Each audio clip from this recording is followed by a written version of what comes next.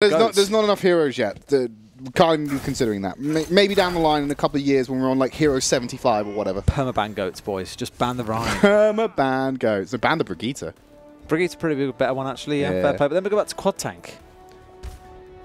I'm actually missing Quad Tank. I'm not going to lie to you. Right? I quite miss just the slam factor it brings to the team, man. I miss it as well, to be fair. All right, well, let's see what's going to be happening there. Whether it's going to be a hit or a miss for Bazooka Puppiez on this offense. They move for a more dive-orientated composition. Track on that Sombra and Cranks on the Genji. Now, Cranks, when he played this Genji at World Cup, actually had a very solid performance for the German roster. So I wouldn't be surprised if it's more the same. Facility gives a big hello to Cave, punches him against the wall. See you later, Sunshine. Counterplay! Hold down right click, hit the Lucio, he dies. End of story, and you use all your other abilities to get out of the fight, shifting up into the air with the uppercut kill onto him, and then eating away, and it's absolutely no problem. This is the sort of thing we saw Leaf doing in his game earlier on today as well, playing it very defensively for the most part.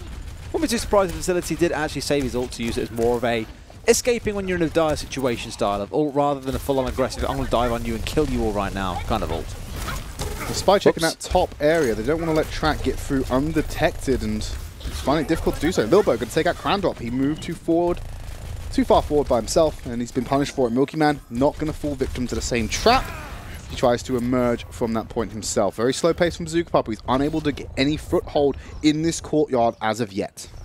Making it very tough for them. Every time they've tried to make an entry, they've been a bit too slow. Milky Man's there to apply enough pressure, and there's even an EMP on Davin right now, so this will be another lost fight for them as soon as they try and push him through this door. He has been checked out, but the EMP's down. And they move forward immediately. Nice reaction from Team Gigantti to capitalize. Multiple members being taken out, and it's just the EMP that's being committed. You still have a nano boost available in Facility. About to get that Meteor Strike online, as well as the self-destruct from Zappis, and they're already sitting on double support ults, Des. That's going to be the second time in this game now as well where Cave has been absolutely ruined by Facility as well with just one ability. It's called Counterplay, my friends. Well, speaking about Counterplay, there isn't really going to be too much on side for Gigantti when they bring out this Nano Blade, assuming, of course, that they can get rid of that Transcendence first. They've got to bait it out by diving onto Lilbo to begin things off. But I think Team Gigantti are going to be aware that this is their intent, right? Because you've got to understand now that Sab probably has that Nano Boost and Cranks probably has the Dragon Blade. Just got to be aware of that combination. Going to use that Primal Rage early. Facility's taking out Cranks. They don't have to worry about it for now, but they're still not going to commit the Transcendence, especially on what should be considered a one fight. Milky Man giving him those hands, swinging around fast. That's a very low Cave, who also got a Bionic Grenade thrown on top of him. There's not much he can do. Facility's going to take out Crandop as well, so this is very slow, methodical, and quite frankly patient Overwatch from Team Gigantti. Don't need to rush it, but then equally Bazooka Puppiez have acknowledged what's going on, and they themselves have thought, you know what, let's just save and wait. They've got 6 ultimates online themselves. It's 5 for Gigantti. The only one they're missing is that Primal Rage, and that won't be a huge differentiator, I don't feel, when Puppies are playing such a mobility-based lineup. Question is, can they make it work? Because they're coming into an EMP, they're coming into a Trans, they're coming into so many things that can shut this attack down before it even gets started. Who's going to land the most effective EMP? That's going to be the big decider of the next fight, because you may have all these ultimates, but if you can't press Q, it doesn't mean anything. They've got to get tracked through the gate as well, because Divas will just stand here and spy check all day long, as you can see right now. They'll just spray it so that even if she does try and make an entrance, they're going to know. Otherwise, you're burning the translocator to go over the top, but they managed to get the way in at least for now. They're going to try and chase him straight down. Facility's already found tracks, so you can get the translocator through the door, but if you just get smacked around afterwards, not much you can do. Double kill for Facility. Follows up with the seismic slam on the Crandop. 30 seconds, and this is the position you don't want to be in if you're Bazooka Puppiez, because like I said, an EMP can shut down your entire offensive, and if you've only got one offense to make, it's getting dire. Well, chat, you didn't want to see any more goats. You haven't got goats. What you have got is neither team playing goats, and you've got a ton of ultimates online. You thought goats looked messy. Wait until you see all 12 of these ultimates going off. There we go, so EMP over, there's a self-destruct, but thankfully he had his bubble placed down before the EMP committed. Sab already going down with the Nano Boost, so they can't Nano Blade combination. Cranks still keeping hold of it, Crandop, bam, manages to jump away, pulls the Primal Rage as well to delay. Overtime's ticking down, he has to get on the point. There's an Orb of Discord onto him, Milky Man finding a double kill onto Cave, dying with the ultimate, unable to have any impact as Gigantti finishes them off. 3 members of Bazooka Puppiez went down without using their ultimates in what they should understand is the final fight. even when they lost Bazooka, I'm not 100% sure why they didn't just go, guys, we just have to go now. We're in our final dying seconds. Let's just go for it. Get that Genji blade down. Yes, there will be a Transcendence respawn, but you remove that big defensive ultimate out of the Zenyatta. And I feel that's what they were so scared about, is that they knew they couldn't pop that combo without it. In some cases, you've got to trade these things. Just pull out the blade, and if KP doesn't deploy it, sure, drop the nano boost as well. Otherwise, you're literally wasting time and only giving Gigantti more and more resources to play with because time was getting so precious. One thing to note, successful Sombra Doomfist defense. Completely successful. Yes. Sombra Doomfist defense coming out from Team Gigantti. One thing to note, 4 minutes, 33% on the board for Team Gigantti. That's all they need to win this map, win the series, and get themselves climbing up that leaderboard as we move into the following weeks. Yeah, again, last week was going to sting a bit as well, losing 3-2 to Morning Stars in that loss. 5th and final map. It was very tough for them and very close series as well. We've had a few of those, though. Yesterday was a great example of it as well. I think I always feel like, obviously, I can sympathize, but I can't empathize with a player because I don't compete at that level, right? But I could always feel like, imagine if you miss something by a long distance or miss it by a short distance. What's going to sting more, right? I imagine the hard-fought defeat stings a little bit more, right? Just for like Hurricane yesterday against 1 point, going to 2-1 in the series, final round, final push, with like 20 seconds left on the clock. Sucks. 20 seconds makes all the difference. And thankfully, Team Gigantti... That's the new meme. They have 4 minutes to play with. So that's a lot of 20 seconds thrown together. That is a lot of 20 seconds thrown together. It's 12 of them. It's a dozen. I'm glad you can do maths. Welcome to the elite. Well, let's see how they can make it work. Bazooka's even rolling out. They're going for the strat here where you drop the teleporter and everyone goes on point. You turn your backs and you've completely circumvented the game. Love and no everything about it. They managed to get onto the point as well. Bazooka's also getting the healing. Crandop being isolated, but Subs found Milky Man. So they've dropped one tank, but they haven't answered themselves. Cranks with the Doomfist will shut down Davin. Bazooka will take him out for his effort. And typically the Symmetra can be one of those one-and-done strategies, but they've got to clean out all the lingerers or the loiterers from Team Gigantti before they can worry about what comes next. This entirely now is a question of how fast either team can get back to the point, because Gigantti have the attacker's advantage on this first point. They are going to pull everything back by the looks of it and go again pretty much, but they're going to abandon the original strat of the Symmetra. I did dig it though, it was good fun. Absolutely, like I said, it's a one-and-done strat. They did give over a lot of ultimate charge to Bazooka Puppiez, so you have to contend with ultimates working against them. They have got coalescence from Zuppe. They'll be able to move forward, but you got to remember, Bazooka Puppiez have that Zenyatta in a tank head-to-head matchup. Facility going to remove him from the field before he even gets that Transcendence, though. You're going to have a Meteor Strike coming down, Nano Boost onto Cranks. No kills coming out of him just yet, so that's 2 ultimates thrown in without any success coming from it. Trank's going to take out Zuppe after he's used that Coalescence, managed to get the important ultimate out. Sound Barrier is there. Hang on a minute. Facility taking out Cranks. Team Gigantti on the point. I don't think there's an answer from Bazooka Puppiez. And guess what, Des? They're going to take the map in the series. We're going into map 4. Team Gigantti get that first series win. And a relatively decisive push, right? First one. A little bit messy, but they tried to have some fun. Clearly they were trying to amuse their audience, I suppose you could say. Almost paid off for them as well, except they lost a couple of those members after they did manage to go through the teleporter, but still a 1 series is a 1 series. They'll be happy with this one. Now they're playing for that map win difference, which can mean everything when it comes down to the final couple of weeks, as we saw last season. Well, they're currently sat at -1, right? So that's the best possible position you can be in with a loss, is just sitting at that -1 scoreline.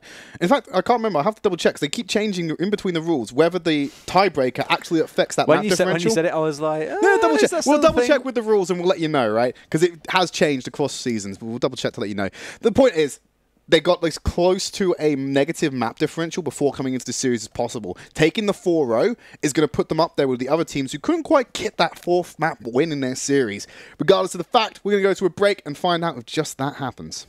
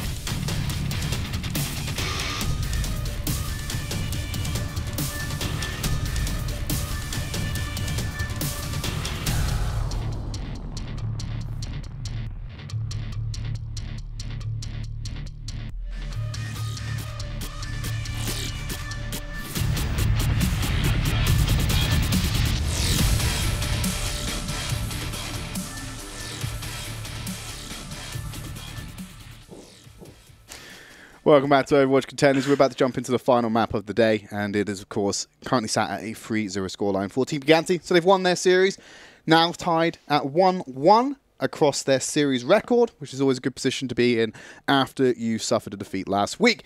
Did double check on those rules. They would have been sat at a -1 map differential because that tiebreaker map does count towards it, which means that, hey, if they 4-0 this, they're back to a 3-1 or +3 map differential. So I'm not getting you for Christmas. I've just figured it out. An abacus. No, I'm getting you like a hardback version of the rulebook of Overwatch Contenders.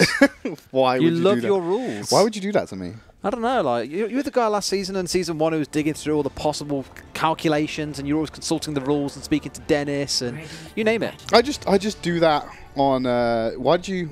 We don't say his name. We don't say his name. We don't say his name. We do not mention his name or the book. Yes. No, that kind of stuff fascinates me when we get around to playoffs because I like to know the minute things that need to happen. Because, like, say for example, we get to week 5, then if a team wins one map, it has just one map. It has these knock-on effects to other teams. It's very hard to navigate without sitting through it and working it all out. And I'd rather know it, right? Exactly. So imagine this scenario, right? You wake up on Christmas morning, you got all these lovely presents under the tree. No, because that rulebook doesn't work that out for me, right? You're spoiling the story. You wake up in the morning, there's a nice rap book there. You sit and open it. The whole of your Christmas day, you sack off and you say, "Mom, Dad, I'm sorry. I'm going to go to my room." You spend the whole day reading this book. Beautifully printed, written by monks or something like that. You'll love it. You'll treasure it for the rest of your life. I'll tell you what, it'll get changed the next week and you'll hate it. I'll tell you what I'll do. I'll spend 5 minutes giving you a call saying thanks for nothing. You'll appreciate it one day. Thanks for nothing. And I'll be plotting what gift I send you for revenge next year. Send me the same thing back.